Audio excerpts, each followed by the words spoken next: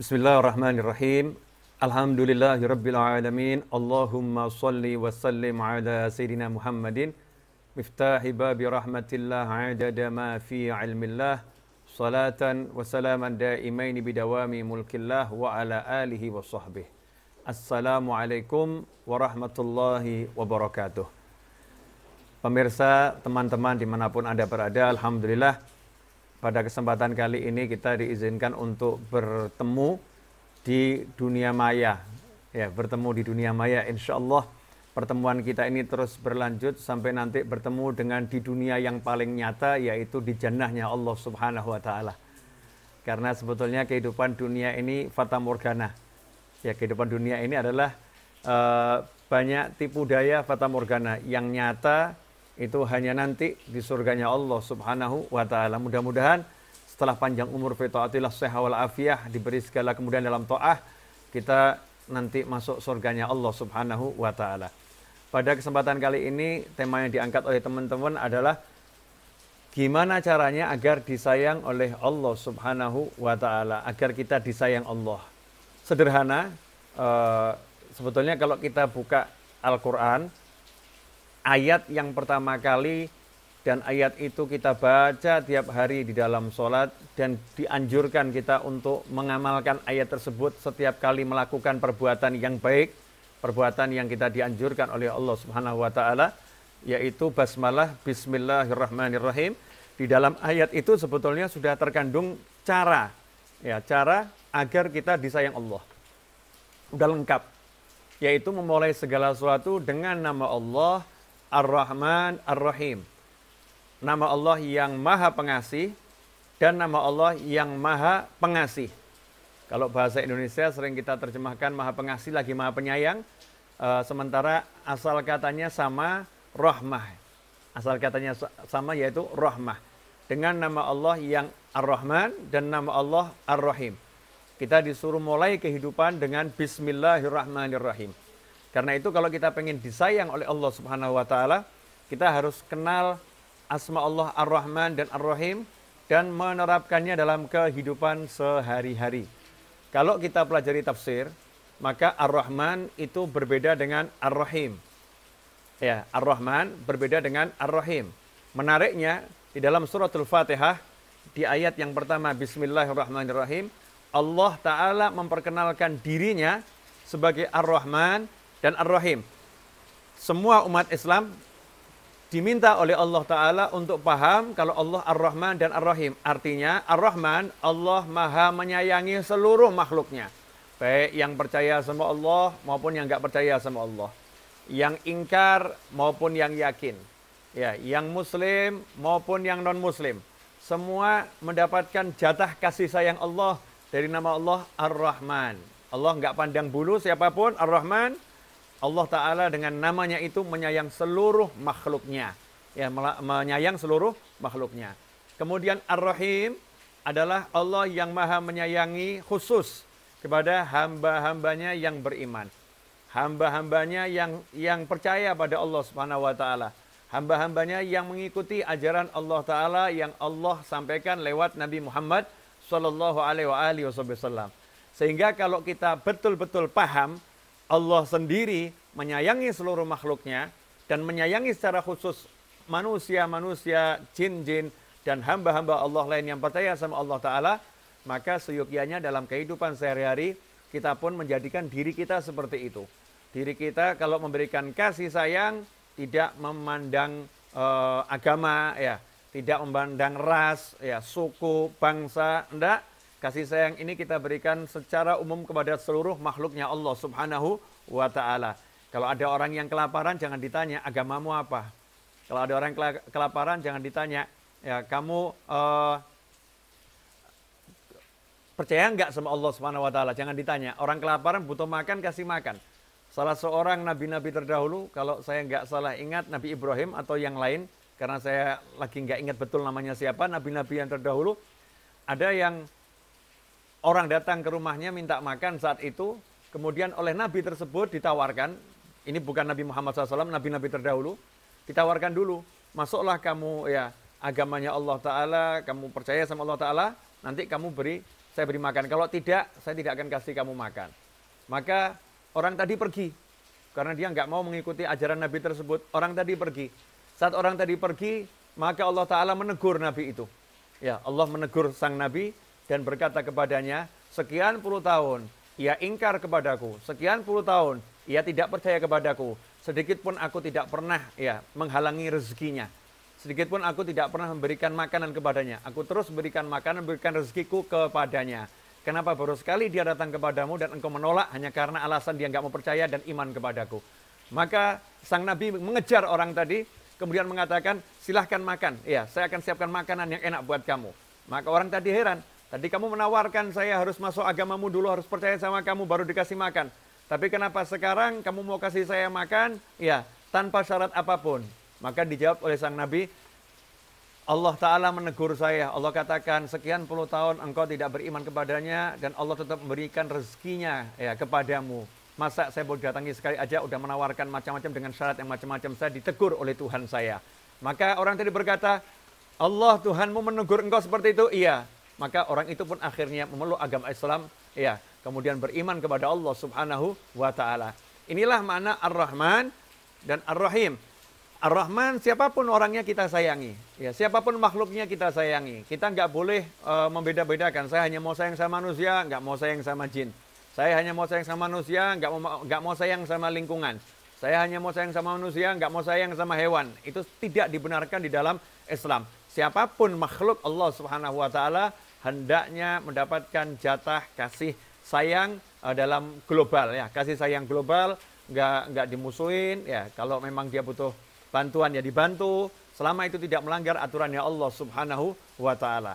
Nah, kalau ini kita terapkan dalam kehidupan sehari-hari, kita sebagai muslim menyayangi semuanya, otomatis kita mendapatkan sayangnya Allah Subhanahu wa Ta'ala. Disabdakan oleh Nabi Muhammad sallallahu alaihi wasallam, Rasulullah bersabda, "Man la yarham la yurham." Siapa yang tidak menyayangi tidak akan disayangi. Siapa enggak menyayangi tidak akan disayangi. Makanya di bulan suci Ramadan, orang yang tidak punya rasa kasih sayang, yang punya rasa kebencian kepada muslim yang lain, punya rasa kebencian pada muslim yang lain, oleh Allah Ta'ala tidak diterima. Ya, ibadahnya nggak diterima. Tidak dapat Lailatul Qadar, diblokir pahalanya. Karena hatinya masih punya kebencian kepada muslim yang lain. Karena itu udah menjadi syarat mutlak untuk mendapatkan rahmah. Yang mana rahmat itu syarat untuk masuk surganya Allah Subhanahu wa Ta'ala. Tiada seorang pun masuk surga dengan amalnya, semua masuk surga dengan rahmatnya Allah Subhanahu wa Ta'ala. Rahmat ini, kasih sayang ini hanya akan didapatkan oleh orang-orang yang punya jiwa kasih sayang. Qala Rasulullah SAW, Ar-Rahimuna yarhamuhumur Rahman. Atau kama qala SAW. Rasulullah SAW bersabda, Ar-Rahimuna, orang-orang yang menyayangi, mereka itu disayangi oleh Allah yang maha penyayang. Oleh karena itu, ikhwani rahimakumullah, mari kita saling menyayangi satu dengan yang lain. Ya, saling menyayangi, saling mengasihi. Terapkan dalam kehidupan sehari, apalagi di masa yang seperti ini. Kita harus lebih punya empati ya kepada sesama kita, punya empati. Kita doakan yang sakit agar segera diangkat penyakitnya, diberi kesembuhan oleh Allah Subhanahu wa Ta'ala. Karena itu kalau kita lihat amalan Islam ini yang berhubungan dengan makhluk lain, pahalanya sangat besar. Contoh, amalan yang sederhana ya. Sebenarnya kalau dihitung-hitung nggak masuk akal. Dihitung-hitung ya, nggak masuk akal. Ada orang puasa 1 hari. Dari pagi, dari mulai subuh sampai maghrib. Kemudian kita datang ketemu sama orang tersebut. Saat orang itu mau berbuka, kita kasih dia minum teh panas. Kita kasih minum teh panas yang manis. Orang itu suka. Seteguk itu masuk membatalkan puasanya di kala maghrib. Maka pahala puasa orang tadi, dia dapat dan Allah berikan pahala yang sama untuk orang yang memberikan minum. Dengan memberikan minum saja, kenapa sama Allah Ta'ala dikasih pahala puasa 1 hari penuh diberikan kepada orang yang mau ngasih minum atau ngasih makan untuk menjadi pembatal santap berbuka seseorang? Jawabannya adalah karena itu muncul dari kasih sayang. Ya, muncul membantu orang lain, menyelamatkan orang lain. Karena itu ikhwani rahimakumullah, tidak ada amal yang lebih utama menurut Nabi Muhammad SAW bagi seorang mukmin seperti idkhalus surur, menyenangkan hati mukmin yang lain. Menyenangkan hati mukmin yang lain. Siapa yang mampu menyenangkan hati mukmin yang lain, maka dia akan mendapatkan nilai amal yang paling tinggi. Karena itu kalau kita lihat saat Nabi Muhammad sallallahu alaihi wasallam pulang dari Gua Hira setelah mendapatkan wahyu yang pertama, Rasulullah SAW saat itu lagi dalam keadaan yang butuh dukungan. Ya, butuh dukungan karena barusan bertemu dengan malaikat Jibril alaihissalam. Nabi Muhammad SAW bahkan tidak tahu saat itu secara ilmu zahir, menurut data-data yang ada, Rasul nggak tahu siapa yang ditemui. Malaikatnya bahkan nggak ngaku, saya malaikat. Enggak. Meluk Nabi Muhammad SAW dan tidak pernah ngasih tahu, saya malaikat Jibril. Bayangkan, seseorang yang kemudian tiba-tiba dipeluk oleh makhluk ya yang punya 600 sayap, dipeluk oleh makhluk yang badannya keker yang besar, ya makhluk yang nggak dikenal, tiba-tiba memeluk dan tidak ngasih keterangan, tiba-tiba pergi makhluk tersebut. Maka Nabi Muhammad SAW pulang ke rumahnya, bertemu istrinya tercinta, istri yang paling dicintai, istri yang mendapatkan salam langsung dari Allah Subhanahu Wa Taala, Sayyidah Khadijah radhiyallahu taala anha. Saat itulah Nabi Muhammad SAW menyatakan, zammiluni, zammiluni, selimuti aku, selimuti aku. Minta diselimuti. Maka Sayyidatuna Khadijah radhiyallahu taala anha paham. Tidak sekedar memberikan selimut ke tubuh Nabi Muhammad SAW, tapi Sayyidatuna Khadijah radhiyallahu anha seorang istri yang solihah, segera menyelimuti hati Nabi Muhammad SAW. Menyelimuti dengan kata-kata yang indah, dengan kalimat-kalimat yang penuh cinta, dengan kalimat-kalimat yang lembut.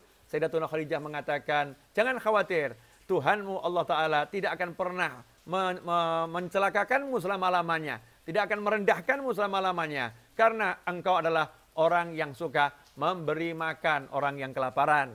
Kamu adalah orang yang suka memberi pakaian mereka yang tidak punya pakaian. Engkau adalah orang yang suka menyambung hubungan dengan orang-orang yang memutuskan tali silaturahim. Engkau adalah orang yang menyayangi orang lain, makhluk Allah yang lain. Semua yang disebutkan adalah sifat-sifat kemanusiaan. Ya, sifat-sifat kemanusiaan, sosial. Karena itu, ikhwani rahimakumullah, kalau kita ingin mendapatkan derajat yang tinggi di sisi Allah Subhanahu Wa Taala, kalau kita ingin disayang oleh Allah Subhanahu Wa Taala, caranya adalah menjadikan diri kita punya hati yang penuh kasih sayang, dan perbuatan kita perbuatan yang bersifat kasih sayang. Apapun itu, selama tidak melanggar aturannya Allah Subhanahu Wa Taala, akan menjadi sesuatu yang menyebabkan kita disayang oleh Allah Subhanahu Wa Taala.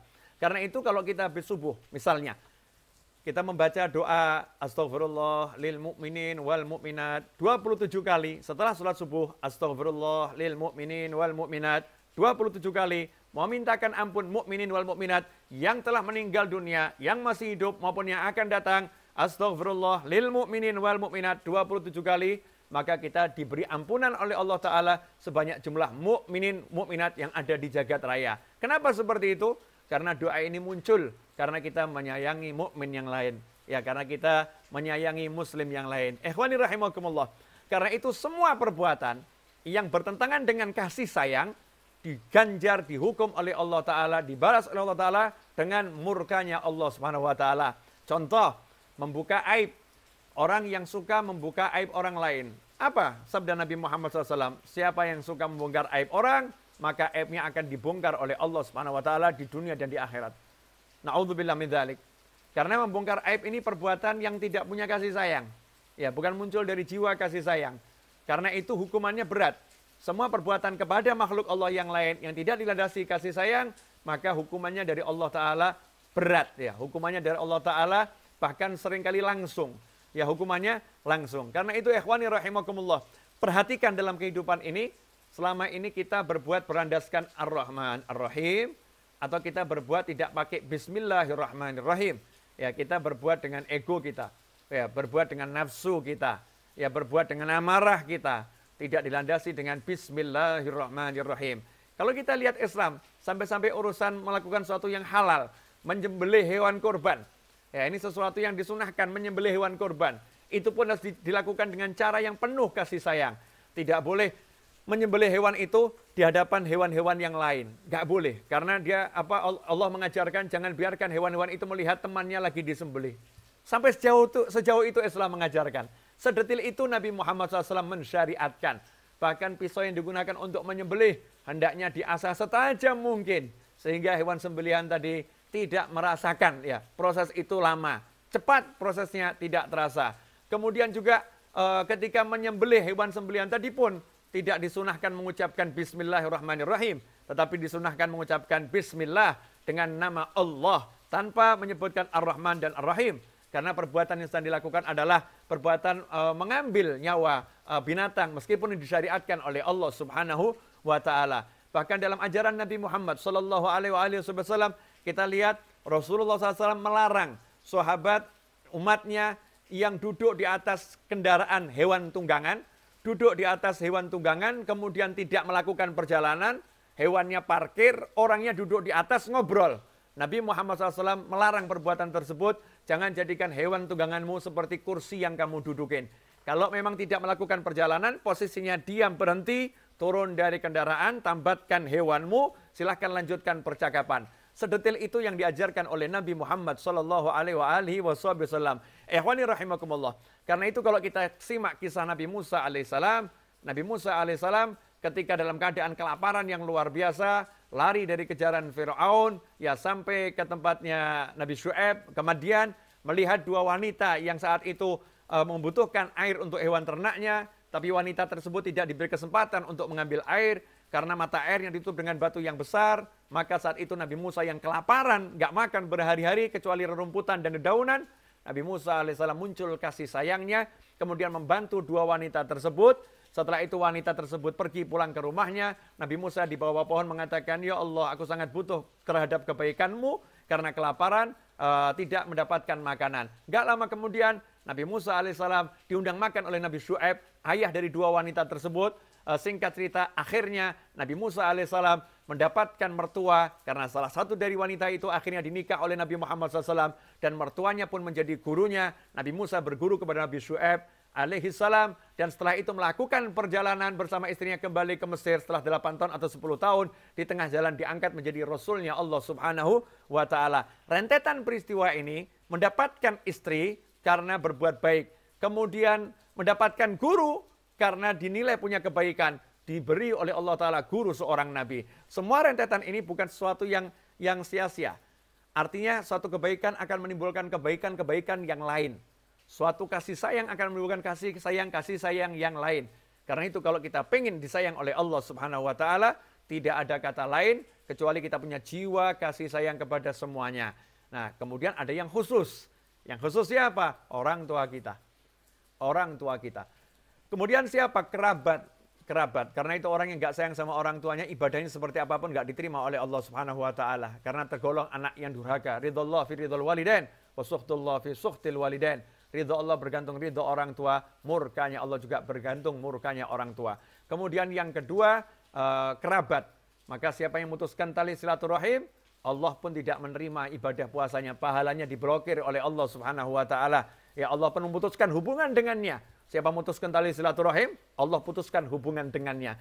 Ini semua menunjukkan bahwasannya menyambung hubungan dengan kerabat terdekat adalah cara untuk mendapatkan kasih sayangnya Allah Subhanahu wa Ta'ala, dan sebaliknya memutuskan hubungan dengan kerabat terdekat, bahkan naudzubillah min dzalik, kalau sampai melukai hati orang tua, membuat marah orang tua, maka Allah pun akan murka kepada manusia tersebut. Ikhwani rahimakumullah, kendati sekitar 25 menit saya berbicara, mudah-mudahan yang 25 menit ini berkah dan manfaat.